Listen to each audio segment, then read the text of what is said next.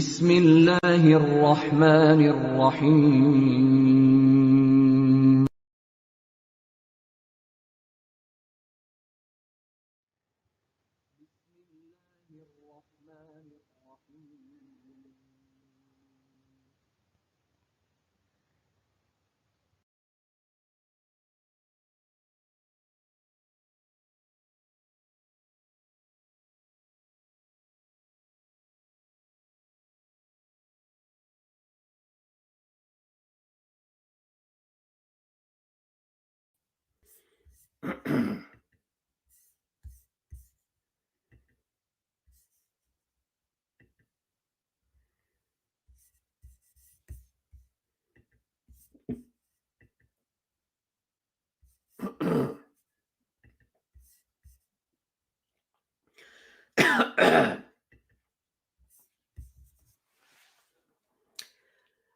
Assalamu alaikum. It is Monday, the 1st of November 2021. And in our series, Reflections on the Holy Quran, this is broadcast number 272. And we are these days looking at Al-Baqarah, the second chapter of the Holy Quran, verse 94. And this is the fourth broadcast in which we are going to consider the meanings of this verse of the Holy Quran. Just to remind you that these broadcasts are brought to you by the Lahore Ahmadiyya community, which is also known as the Ahmadiyya movement and Ahmadiyya Anjuman-e-Islam. And it was founded by Hazrat Mirza Ghulam Ahmad Rahmatullah Alayh. And he taught us that although people want to bring another prophet after the Holy Prophet Muhammad, this is wrong, because the Quran says about the Holy Prophet that he was the seal of the prophets, and the Holy Prophet explained that it means the last of the prophets, the last prophet. La Nabi Abadi. No prophet after me, he said. So now neither an old prophet nor a new prophet will come. However, reformers, Mujaddideen, will come when the Ummah goes astray to lead them back to the right path. But Holy Prophet also told us, because when these Mujaddids, these reformers try and reform people, there'll be a difference of opinion. And the Holy Prophet sallallahu alaihi wasallam said that the difference of opinion in my ummah is a blessing. He also said, and this negates those who are keen to start jumping up and down and saying about the people who disagree with them that they are kafirs and heretics and out of the fold of Islam and God knows what else. That if one reciter of the kalima says to another reciter of the kalima that you are a heretic, then it is the person saying it who's close to heresy. So this is worth remembering, that no reciter of the kalima can be a heretic. We are not entitled to say that they are heretics. But God decides about them and so on, that's between them and God. That has nothing to do with us. So, Hazrat Mirza Ghulam Ahmad also taught us that although people say that some revelation received by the Holy Prophet Muhammad has been missed out and is not in the Holy Quran, like Ayah Rajam, Surah Walayat, and so on. This is untrue. All prophetic revelation that the Holy Prophet Muhammad received is with us in the form of the Holy Quran. Why? Because God said, I have revealed it and I am a guardian over it. And if something has been missed, then that promise was not true. Nauzubillah. Hazrat Mirza Ghulam Ahmad also taught us that whereas generally Muslims believe that some verses of the Holy Quran have been abrogated, he taught us that no verse of the Holy Quran was, is, or ever shall be abrogated or cancelled. This is totally incorrect. And most importantly, Hazrat Mirza Ghulam Ahmad taught that jihad is a fundamental duty of every Muslim. It cannot be abrogated. But he said,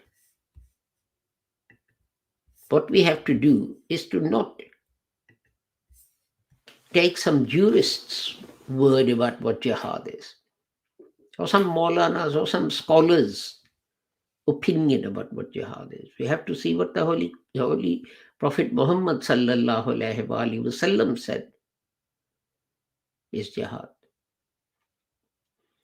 And he said that when returning from fighting, he said, from the minor jihad, we are now returning to the major jihad.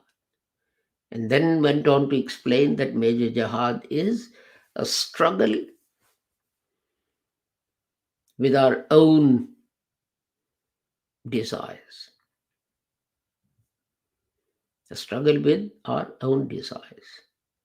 You see, comparatively speaking, it's easier to take a gun and shoot someone else because they don't embrace Islam, or we perceive that they have somehow insulted the Holy Quran or the Holy Prophet Muhammad sallallahu alaihi wasallam. But the Quran says, and the Holy Prophet Muhammad sallallahu alaihi wasallam himself said that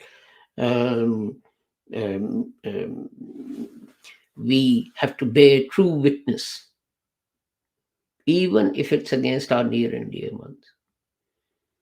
So if your child is in the court of law, charged with murder, and the only witness to that murder is you, and you know that if you say my child, yes, did in fact murder this person, your child will be given the death penalty.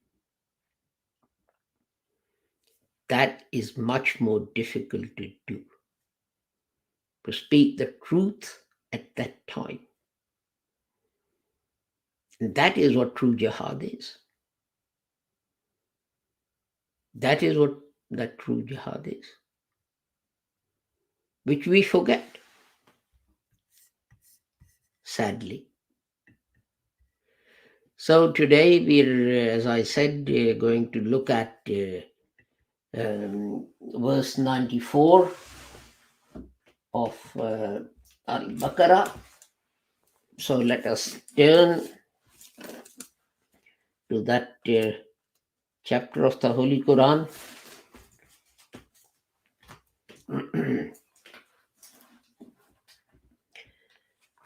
أعوذ بالله من الشيطان الرجيم بسم الله الرحمن الرحيم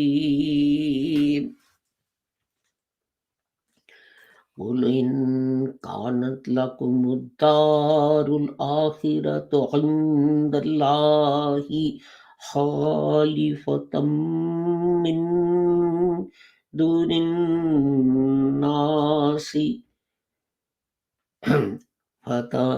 وَتَمَنَّوُا الْمَوْتَ إِن كُنتُمْ صَادِقِينَ. Say, if the abode of the hereafter with Allah is specially for you, to the exclusion of the people, then invoke death if you are truthful. So today we are going to look at the word doon. Khalifatam min doonin nasi. So we're going to look at the word doon.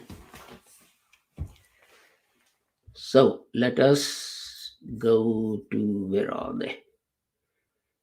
To the dictionaries and see what notes I have regarding this verse. Where are we? Oh, here we are. Its triliteral root is dal wa noon, doon. And in English, it's expressed in a number of expressions, but it means the same thing, means excluding. You can use the expression other than, besides, instead of, other than yourselves, depending on whether a pronoun is added to the end of doon, and so on. But in one way or another, dunihi, other than him, min dunillah, besides Allah. A lot of the time it's used in that sense. Laha min dunillah, min dunillah ma'ala yanfa, and so on. So,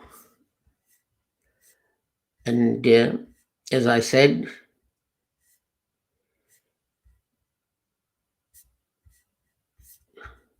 what's happened to my notes?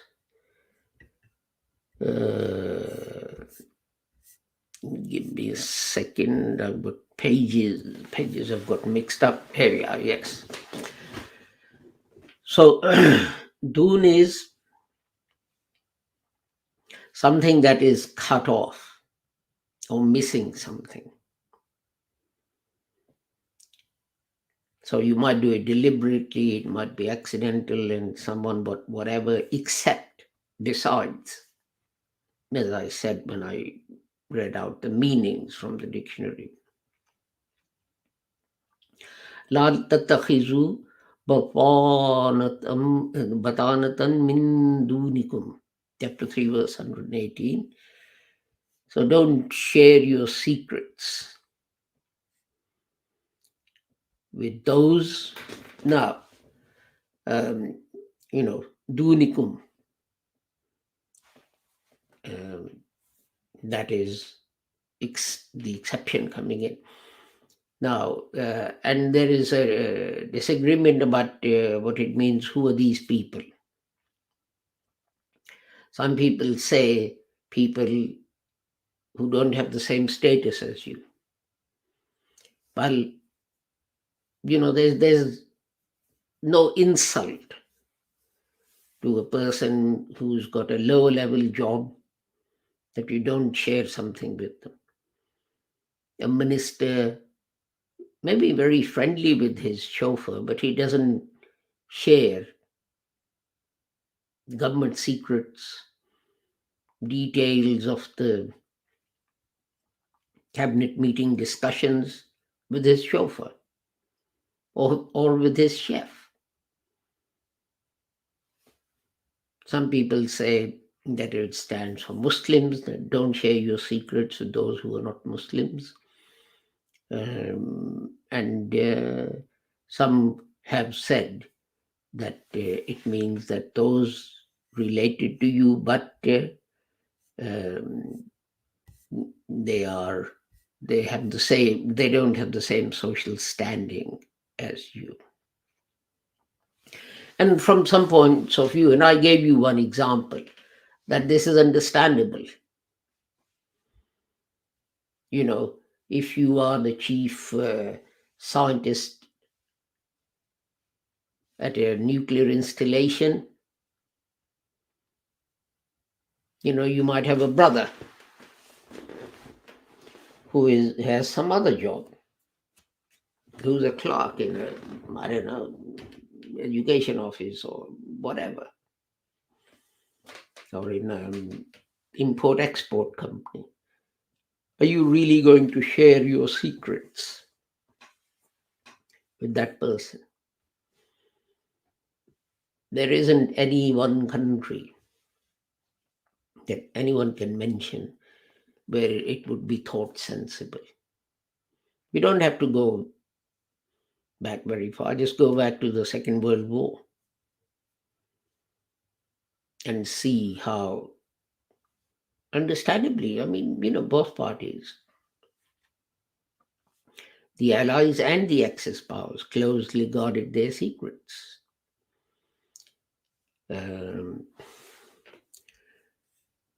Understand there used to be like slogans written on London buses and things along the lines, "Careless talk costs lives,"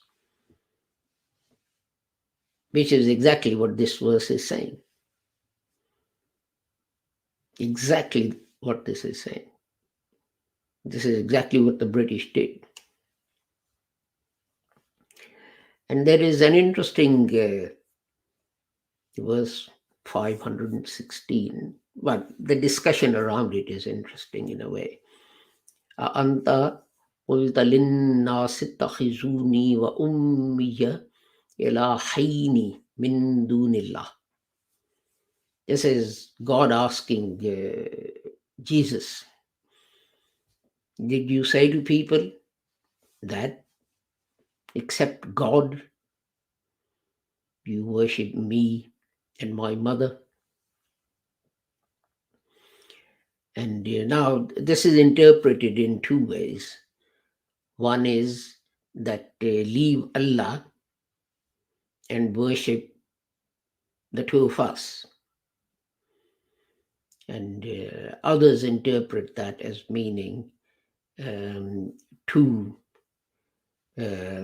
intercessors through whom you can approach Allah. And it's quite interesting. The first interpretation, personally, I think I agree with that, because that is still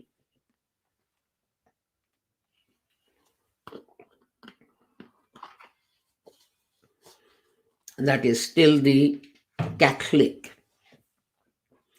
view. Mary is addressed as Mary, Mother of God. Of course, a mother has a higher standing than a child. So she's Mother of God, then, she has a higher standing than God. So why would you worship God when you have someone who has a higher status to worship? In chapter 6, verse 15, it says, لَيْسَ لَهُم مِّن دُونِهِ وَلِيًّا وَلَا شَفِيعٌ. And except for him, they will not have a friend or someone to intercede on their behalf. And again in chapter 2, later on, verse 107, it says, وَمَا لَكُمْ مِن دُونِ اللَّهِ مِن وَلِيٍّ وَلَا نَصِيرٍ. And except for God, min dunillah, except for God, you will not have a friend or someone who intercedes on your behalf. And people do say that God works through human beings. If you need help, he doesn't come down from heavens personally to give you help. He works through his creation, and they in turn help others. And then you also have this warning in chapter 6, verse 70. When people call on, idols, or go to holy men and all this kind of thing, and God says about that, tell them, ask them, that should we call on those other than Allah, besides Allah, who cannot benefit us or do us harm? Min dunillahi ma la yanfa'una wa la yadurruna. That they can't benefit us and they can't harm us. So there's another interesting discussion around verse 3, chapter 3, verse 27 in the Holy Quran, where literally translated it says that that the believers should not make friends with non-believers, should not make friends other than believers, and so on. And this is then taken to mean that Muslims should isolate themselves from other people. So if you're living in a Muslim majority country where 80-90% are Muslims, well, it's very easy for you to, if you take this on face value, to say, well, I'm not going to make friends with Christians or Jews or Hindus or whatever. If you're living in a society where 90% are Muslims, it's highly unlikely that you will come across followers of those other faiths. But what do you do if you are in the West, in USA, in Canada, in Europe, where Muslims are, in England, I think Muslims are about 3%, and 97% are non-Muslims. So what are you going to do? And does it actually refer to social relations with non-Muslims? Does it say that, does it mean that if your neighbor invites you to his child's wedding and that neighbor is not a Muslim, you refuse to go? This is a simplification of the word awliya. So those who use this argument, the simplification of the word awliya. It means, yes, it means friends, but it also means people that you depend on, those who protect you, your supporters, your protectors, and so on. So, and I think that is the point that the Holy Quran is making here, that do not depend on other people, do not depend on other nations for your security and your strength. Because if they help you, then, they might have some ulterior motive. They won't help you without there being something in it for them. If a Muslim majority country is attacked, why should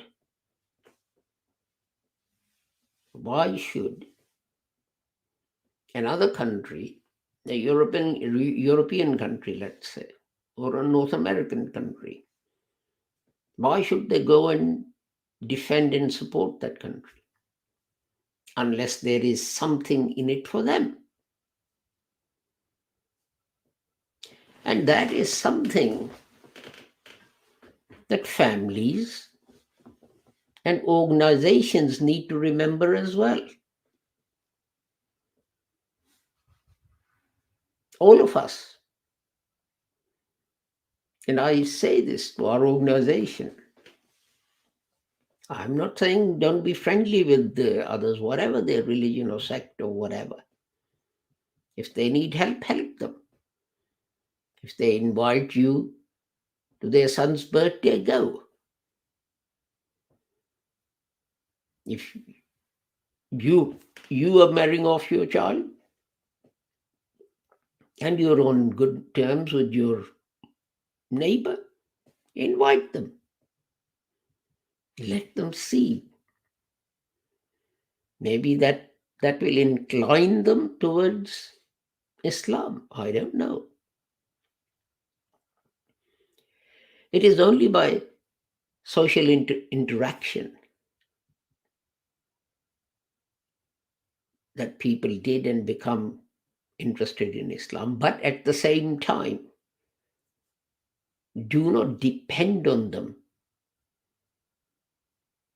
for your own security, for your own strength. For that, you must come together yourself. No one else has ever done it, will ever do it, unless they can get something out of it for themselves. And I try and impress that upon Muslims. I try and impress that upon Lahori Ahmadis. I try and impress that upon everyone. Nothing succeeds like success. And nothing succeeds like strength. In this world, have you ever seen anyone treat a person who is weak with respect and regard? So why do you want to be that person? But this is the nature. I'm not saying that you do it. I'm saying that others do it. So don't put yourself in that position. If you're financially weak, if you're militarily weak, if you're socially weak, if you're weak in some other way, people will take advantage. It doesn't matter how lofty your principles are. It doesn't matter how good the things that you believe in are. This is just a fact of life. And that's what the Quran is warning about. Don't depend on others. Whether you're a family, whether you're a Jamaat, whether you're whatever, stand on your own 2 feet. If you can only afford 1 meal a day, without begging others, eat only 1 meal a day. Don't let others know or see that you can only afford 1 meal a day. It's better to go hungry in that way rather than beg others and depend on others. Success lies in this self-sacrifice. There is no other magic rule for it. Our time is up. So with the prayer that whoever you are and wherever you may be, regardless of your religion, sect, caste, creed, color, nationality. I pray that Allah keeps the whole of humanity safe and sound and free from harm. Assalamu alaikum. Khuda Hafiz.